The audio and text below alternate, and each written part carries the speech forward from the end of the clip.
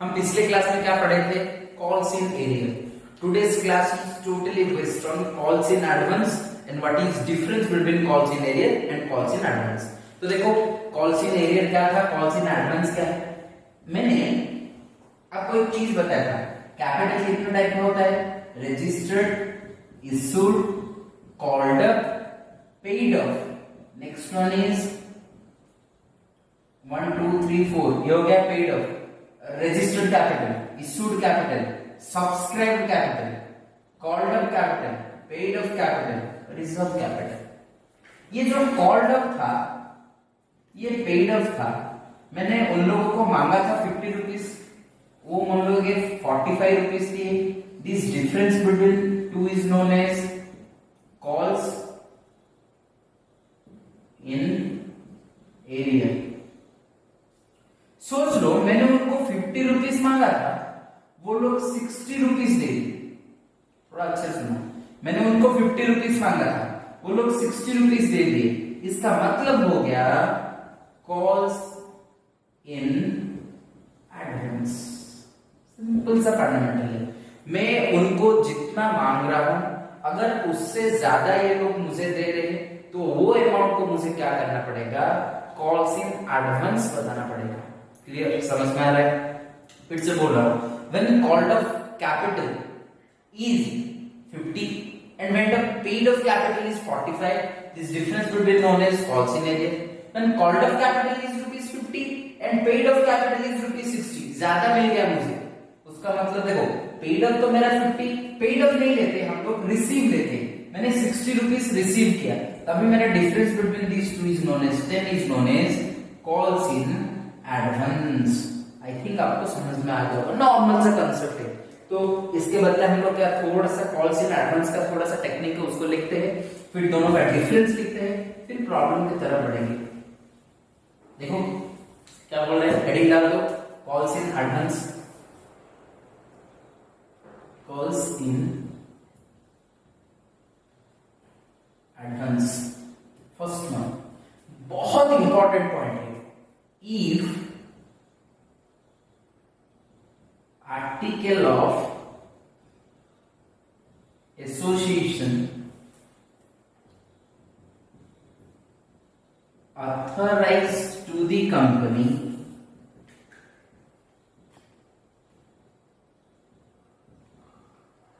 then only the company can receive the calls in advance. सुनो, अगर मैंने आपको बताया था two fundamental document of an company, one is memorandum of association, second one is articles of association.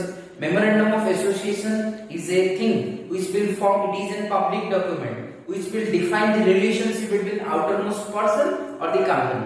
But article of association is the company, or article association is the fundamental document which will think or present the thing for internal management of company. Company का internal management affair के लिए जो चीज चाहिए वो सब चीज कहां मेंशन होगा? आर्टिकल ऑफ एसोसिएशन में मेंशन होगा. क्लियर? समझ में आ गया? तो ये बोल रहा है if articles of association authorised to the company then only the company can raise the calls in advance money. तभी वो calls in advance money receive कर पाएगा. अगर आर्टिकल ऑफ एसोसिएशन में मेंशन नहीं है तो कभी भी ये रिसीव नहीं कर पाएगा. Clear? Next, calls in advance का मतलब क्या है? when the shareholder pays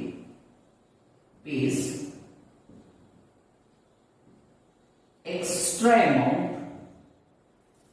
which was still not called up is known as calls in advance. ये क्या बोल रहा है, मैंने अब तक वो कॉल्ड अप नहीं किया, मतलब उन लोगों को नहीं मांगा, फिर भी वो लोग दे दिए, उसको हमको क्या बोलना चाहिए, कॉल्स इन एडवांस बोलना चाहिए। फटाफट 2 पॉइंट नोट आउट करो।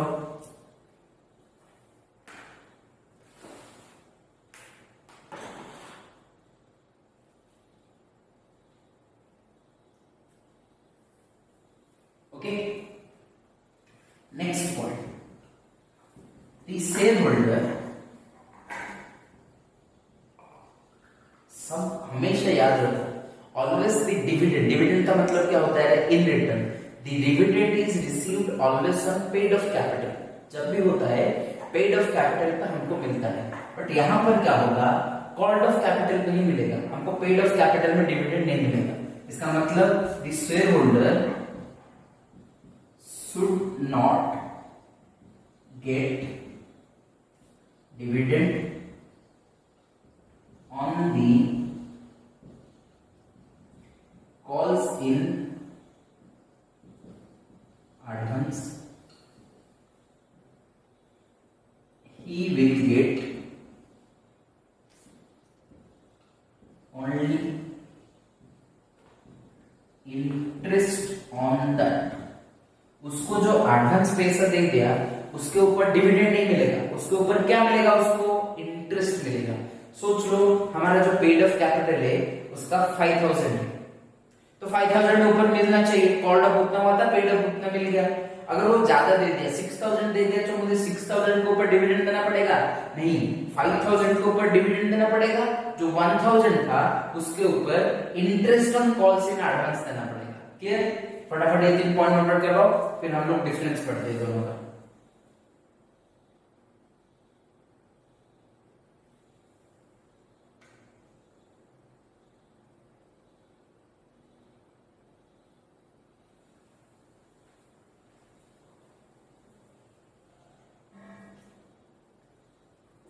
ओके, देखो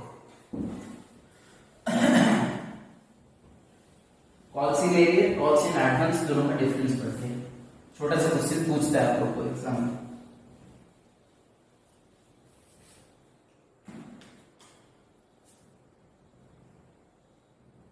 calls in arrear, calls in advance. Calls in arrear का मतलब क्या है, it is the amount,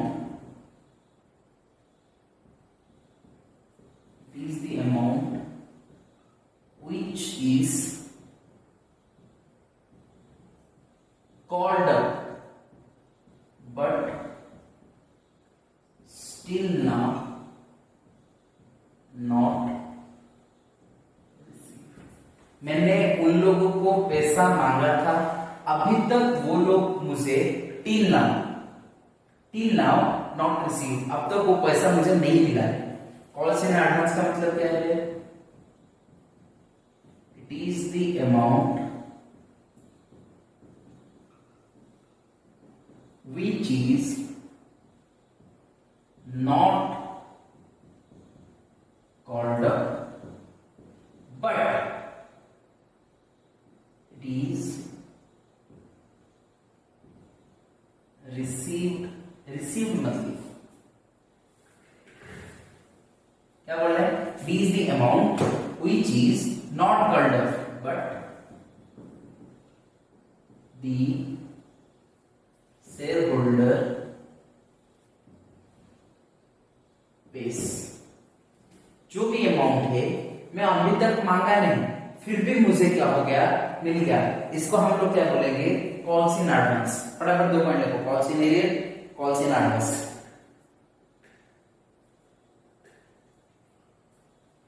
okay, next सोच लो, कॉल्स इन एरियर का मतलब क्या है रे, वो मुझे अभी तक नहीं मिला, फ्यूचर में मिलेगा, तो ये मेरे लिए क्या हो जाएगा, एसेट हो जाएगा। कॉल्स इन एडवांस का मतलब क्या है, मुझे नहीं मिला, मतलब अभी तक मिलना नहीं चाहिए था, एडवांस में मिल गया, तो इसको हम लोग क्या बोलेंगे, लायबिलिटी बोलेंगे। तो ये हो गया, this is an asset which shows, asset का कौन सा बैलेंस होता है, debit balance. This is an asset which shows debit balance. This is a liability which shows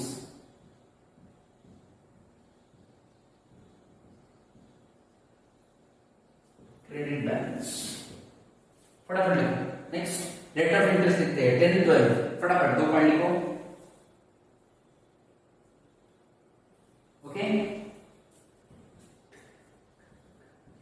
rate of interest on calls in arrear amount is 10%. 10% पर annum. ये हो गया rate of interest on calls in advance is 12% per annum. फटाफट लिखो 12% per annum.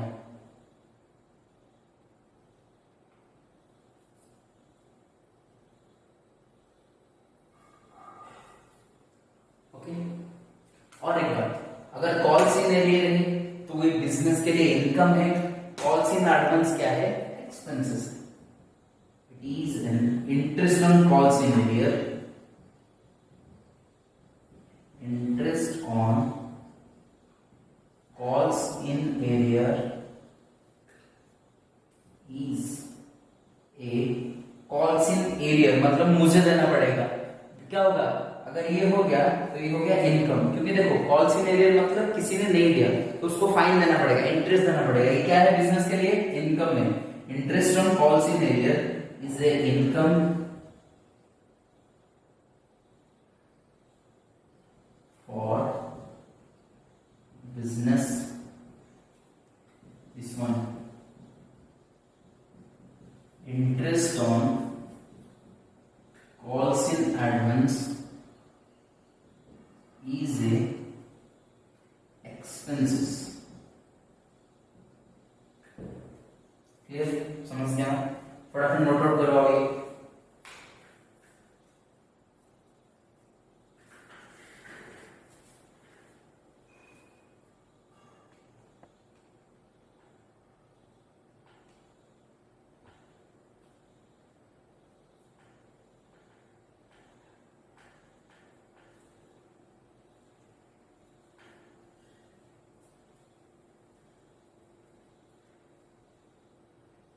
गए.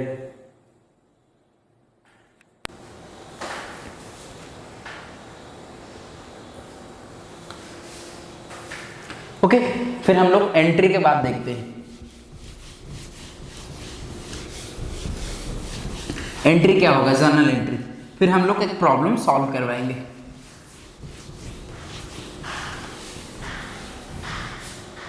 Journal entry. First entry क्या होगा रे? Receive of calls in advance. जब भी रिसीव होगा हमेशा बैंक अकाउंट डेबिट होगा. तो एंट्री क्या होगा रे? Bank account debited to calls in advance account. क्या होगा? Bring the calls in advance amount received. फटाफट लिखो. फर्स्ट वन क्या होगा? रिसीव एंट्री होगा. नेक्स्ट पॉइंट नंबर 2 क्या होगा? कॉल्स इन एडवांस को हम लोग जब जो भी सोच लो, हमको ये कहाँ मिल गया था? अलॉटमेंट में मिल गया था. ये हमको कहाँ एडजस्टमेंट करना पड़ेगा? फर्स्ट कॉल में एडजस्ट करना पड़ेगा. इसको हम लिखते हैं एडजस्टमेंट इन रिलेवेंट.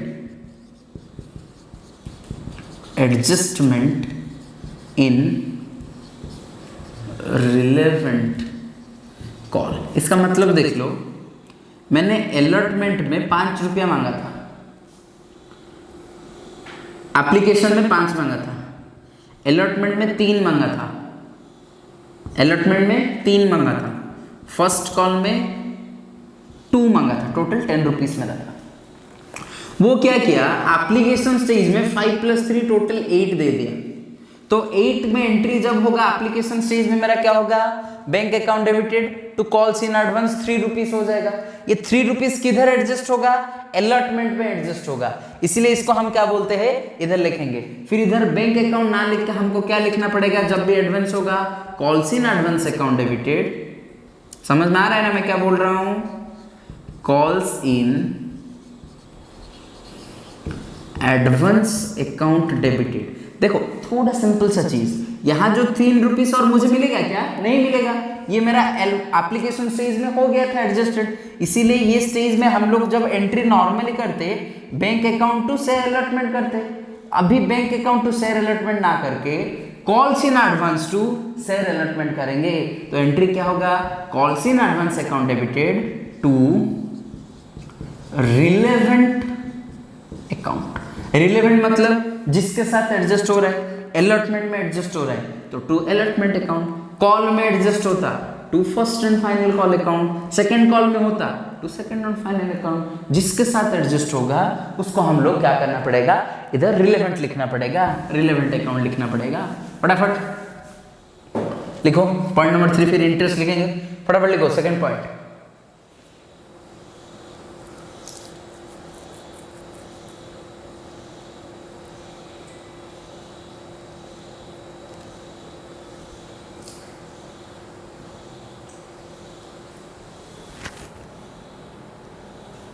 नेक्स्ट क्या होगा रे, इंटरेस्ट ड्यू होगा। नेक्स्ट इंटरेस्ट ड्यू में मुझे क्या करना पड़ेगा, कॉल्स इन एडवांस अकाउंट। क्या है कॉल्स इन एडवांस, ये मेरे लिए एक्सपेंसेस है, ऑल एक्सपेंसेस आर डेबिट, तो क्या होगा, interest on calls in advance, interest on calls in advance account debited to, ये पैसा किसको मिलेगा, शेयर होल्डर को मिलेगा, to share holders account. Clear. Point number 3 क्या बोल रहा है, interest on calls in advance account debited to share holders account. हमेशा याद रखो, क्वेश्चन में इंटरेस्ट के बारे में कुछ पूछा है तो अगले वाला 3 एंट्री हमको करना पड़ेगा। अगर क्वेश्चन में इंटरेस्ट के बारे में कुछ नहीं बोला तो हमको एंट्री करना नहीं पड़ेगा। पॉइंट नंबर 4 क्या होगा, अभी इंटरेस्ट ड्यू हो गया, इंटरेस्ट पेड होगा, किसको मिलेगा इंटरेस्ट, शेयर होल्डर को मिलेगा, तो एंट्री क्या होगा, share holders account debited to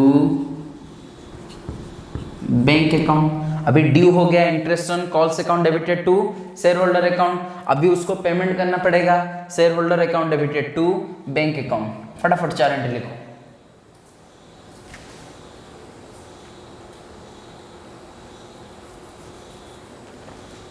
okay, अभी जो ये एक्सपेंसेस था, interest on calls in advance account, उसको पीएल अकाउंट को ट्रांसफर करने का, प्रॉफिट एंड लॉस अकाउंट को ट्रांसफर करेंगे, तभी क्या एंट्री लिखेंगे, same profit and loss account debited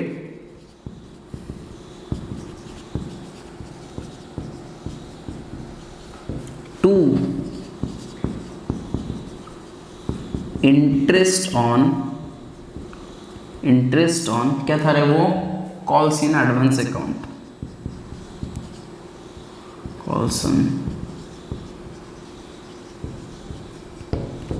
जो भी अमाउंट का वो डाल देंगे। देखो ये क्या बोल रहे हैं, पहले हमको क्या करना पड़ेगा, receive in calls advance, entry क्या होगा, bank account debited to calls in advance account. जिस एडजस्टमेंट हो रहा है जिसके साथ, उसको क्या होगा, calls in advance account debited to relevant account, वही होगा। फिर इंटरेस्ट में क्या होगा, interest on calls in advance account debited to share holders account. Next क्या होगा, इंटरेस्ट पेड करो, share holders account debited to bank account.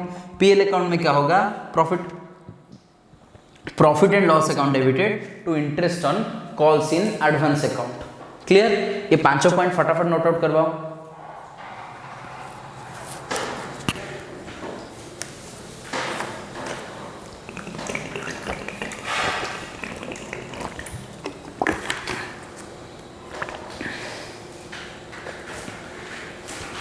Okay, हो गया?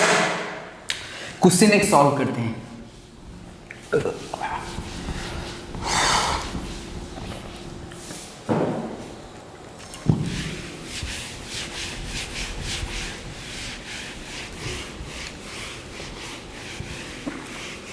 क्वेश्चन हमेशा एक नॉर्मल क्वेश्चन हम लोग सॉल्व करते हैं। देखो क्या करते हैं, company ABC Limited issues shares. A company ABC Limited issued 100 shares of 100 each on application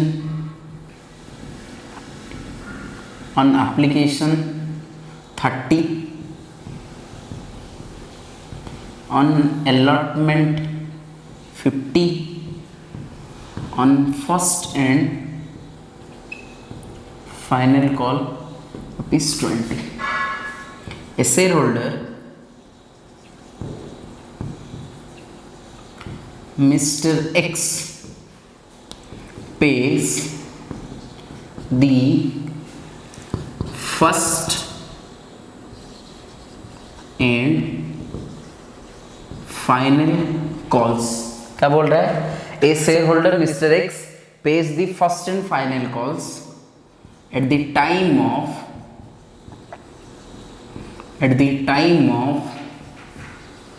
paying the allotment money. A shareholder Mr. X pays the first and final call at the time of paying the allotment money who holds 20 shares.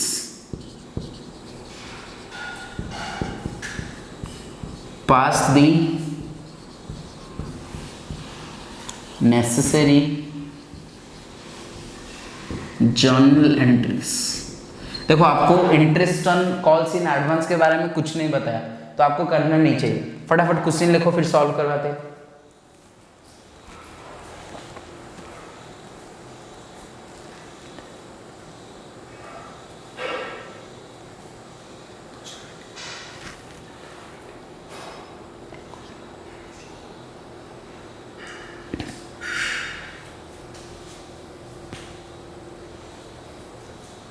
Okay चलो solve करते हैं question. पहला क्या होगा रे, हम लोग को एप्लीकेशन मनी रिसीव करना पड़ेगा। एंट्री क्या होगा? फर्स्ट पॉइंट एप्लीकेशन क्या होगा?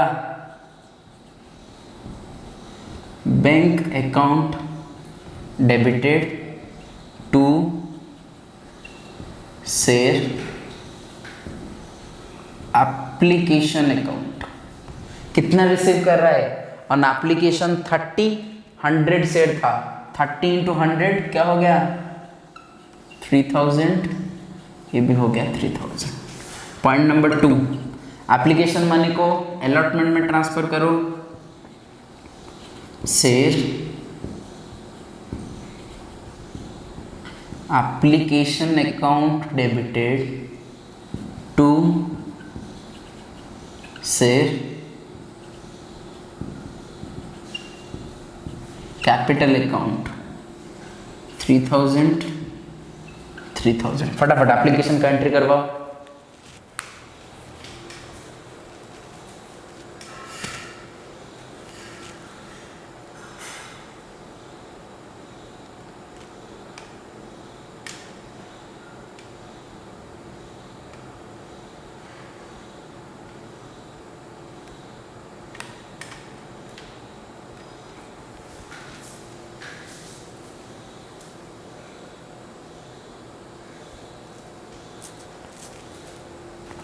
ओके नेक्स्ट अलॉटमेंट का एंट्री करेंगे। अलॉटमेंट का एंट्री क्या होगा रे? Share allotment account debited to share capital account. Allotment है 50 इंटू 100, ये हो गया 5000, ये हो गया 5000। नेक्स्ट एंट्री क्या होगा, bank account debited to share allotment account. यहाँ आपको प्रॉब्लम क्रिएट करेगा। सिंपल सा चीज, a share holder mister X pays the first and final calls at the time of paying the allotment money.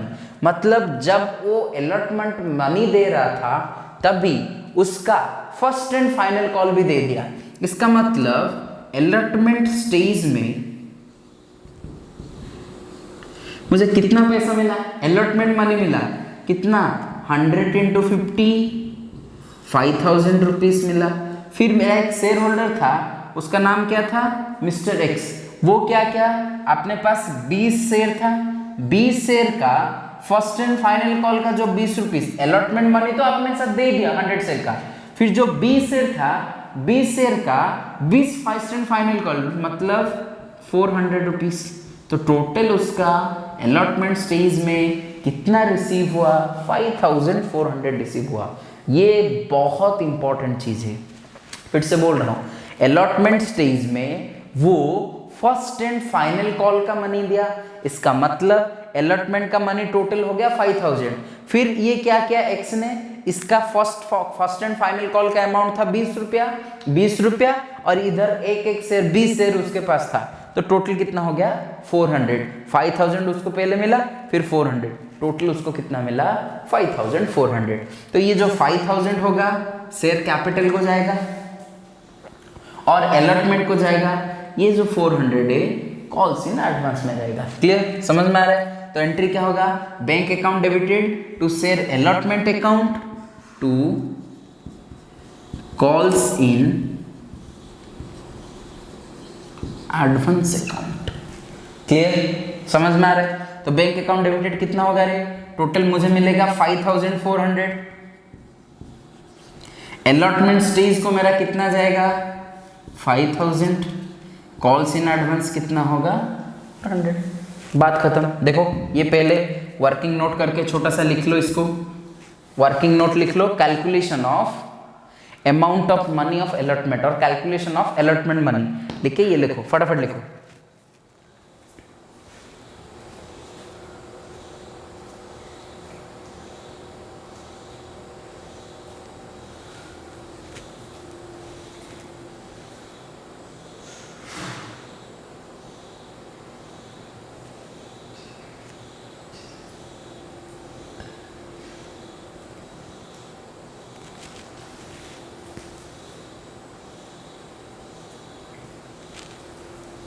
Okay, next point number 5 क्या आएगा रे, ये छोड़ दो। फिर मेरा जो एंट्री होगा शेयर अलॉटमेंट अकाउंट का हो गया, अभी कॉल का करेंगे। एंट्री क्या होगा, share first and final call account debited to share capital account. कितना चार्ज होगा रे मुझे, कितना चार्ज होगा, टोटल हो गया share first and final call account debited to share capital account. Total मेरा है 20 इंटू 1000, कितना मिलेगा 2000 मिलेगा। अभी मुझे क्या करना पड़ेगा, रिसीव करना पड़ेगा। एंट्री क्या होगा, बैंक अकाउंट डेबिटेड। तो बैंक अकाउंट में मुझे कितना मिलेगा वो बहुत इंपॉर्टेंट है। देखो actually first and final call में मुझे कितना मिलना चाहिए था, 20 इंटू 100 शेयर का मिलना चाहिए था, तो टोटल कितना मिलना चाहिए था 2000 मिलना चाहिए था। तो टोटल जो 20 शेयर है उसका 400 रुपीज मैं ऑलरेडी रिसीव कर चुका हूं, तो मुझे अभी कितना मिलेगा, टोटल 1600 मिलेगा। वर्किंग नोट 2 क्या बोल रहा है, मुझे 20 शेयर का 100 शेयर का 20 रुपया फर्स्ट एंड फाइनल कॉल में चाहिए था। कितना चाहिए था 2000। बट एक पर्सन है जिसके पास मेरा 20 शेयर था, वो ऑलरेडी 20 शेयर का पैसा मुझे दे चुका है। कहां दे चुका है? अलॉटमेंट स्टेज में दे चुका है। इसका मतलब यहां फिर से नहीं मिलेगा। तभी एंट्री क्या होगा? Most important entry, bank account debited calls इन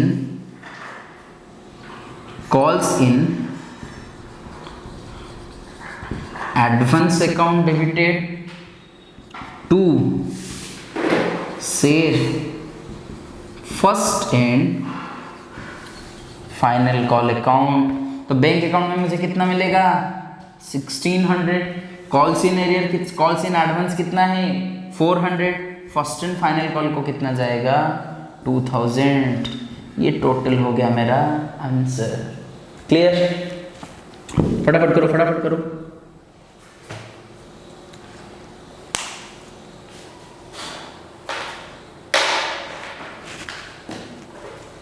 अभी देखते हैं इंटरेस्ट। देखो मैं फिर से बोल रहा हूं, क्वेश्चन में इंटरेस्ट के बारे में कुछ नहीं बोला है, फिर भी मुझे क्या करना पड़ेगा? सोच लो, क्वेश्चन में अगर इंटरेस्ट के बारे में बोल दिया होता तो इंटरेस्ट नॉर्मली पहले क्या करते? कैलकुलेशन कर लेते। कैलकुलेशन के लिए एंट्री क्या होगा रे? सोच लो, मेरा 400 रुपीज ज्यादा था, मतलब 400 रुपीज था। इंटरेस्ट ऑन कैपिटल कितना? सॉरी, कॉल्स इन एडवांस में इंटरेस्ट कितना था? 12% था। तो 400 इंटू 12/100, सोच लो मेरा कितना हुआ था? पूरा एडवांस मुझे जो मिला, टाइम गैप मैंने, तो इसको कैलकुलेशन कैसे करना पड़ेगा ये बहुत इंपॉर्टेंट है। मैंने अलॉटमेंट स्टेज का टाइम था 1 अक्टूबर था, पर मेरा जो कॉल मनी मिला तभी कहाँ मिला? 1 दिसंबर में मैंने मांगा। तो अक्टूबर, नवंबर, सोच लो 31 दिसंबर में मांगा मैंने। थोड़ा अच्छे सुनो, 1 अक्टूबर में मैंने अलॉटमेंट मनी मांगा था। अगर क्वेश्चन में दिया होता तो मैं बात कर रहा हूं, अगर क्वेश्चन में इंटरेस्ट के बारे में कुछ नहीं बोला है तो आपको इंटरेस्ट के बारे में सोचना नहीं चाहिए। सोच लो मेरा अलॉटमेंट मनी हुआ था 1 अक्टूबर में, फर्स्ट कॉल मनी हो रहा है 31 दिसंबर में। तो 1 अक्टूबर जो 31 दिसंबर कितना महीना हो रहा है? अक्टूबर, नवंबर, दिसंबर, 3 महीना के लिए मैंने इंटरेस्ट लिया था। तो ये क्या होगा? 3/12। तो 12 कैंसिल कर दो, 3 हो गया 4, हो गया 100। तो मेरा 100 रुपीज क्या हो गया? इंटरेस्ट ऑन कैपिटल आ गया। फिर से बोल रहा हूँ, 400 इंटू 12/100, फिर हो गया 3/12, 12 कैंसिल, ये हो गया 4 टोटल 100। तो मेरा इंटरेस्ट ऑन कैपिटल कितना आ गया? 100 रुपीज आ गया। क्लियर? समझ में आ रहा है? ये कैलकुलेशन फिर से बताओ। ये जो इंटरेस्ट ऑन कैलकुलेशन है, ये जो interest on calls in advance money है, 400 के ऊपर मुझे 100 रुपीज का क्या करना पड़ेगा? एक्सपेंसेस देना पड़ेगा। ये जो एक्स्ट्रा अमाउंट है, ये एक्स्ट्रा अमाउंट मुझे कहां देना पड़ेगा? एक्सपेंसेस के हिसाब से दिखाना पड़ेगा। और जो वो एक्सपेंसेस है, वो एक्सपेंसेस में मुझे क्या मिलेगा? एक्सपेंसेस करना पड़ेगा। एक्सपेंसेस का एंट्री क्या होगा रे? सिंपल सा एंट्री मैंने बताया था, interest on calls in advance to share holder को मिलेगा। फिर जब एंट्री हम लोग पेमेंट करेंगे, bank account debited to calls in advance, ये सब हम लोग क्या करेंगे? सॉल्व करेंगे। ओके, तो इंटरेस्ट अगर दिया होता तो मुझे कितना एंट्री करना पड़ता? Entry number 1, entry number 2, entry number 3, तीनों एंट्री। यहाँ कैलकुलेशन कुछ मिस्टेक है, I think so. 400 rupees into 12% into 3 महीने के लिए मिलेगा 12, सॉरी ये 3 को 100 में मैंने काट दिया ना, ये कैंसिल करो, 100 400, तो 3 इंटू 4, 12 रुपीज इंटरेस्ट मिल रहा है। 400 तो 100 तो बहुत ज़्यादा हो जाएगा। कितना इंटरेस्ट मिल रहा है मुझे? 12 रुपीज इंटरेस्ट मिल रहा है। तो एंट्री मुझे क्या करना पड़ेगा? 3 एंट्री करना पड़ेगा। अगर इंटरेस्ट दिया होता 1 एंट्री, 2 एंट्री, 3 एंट्री, क्या होगा? Calls in, interest on calls in advance,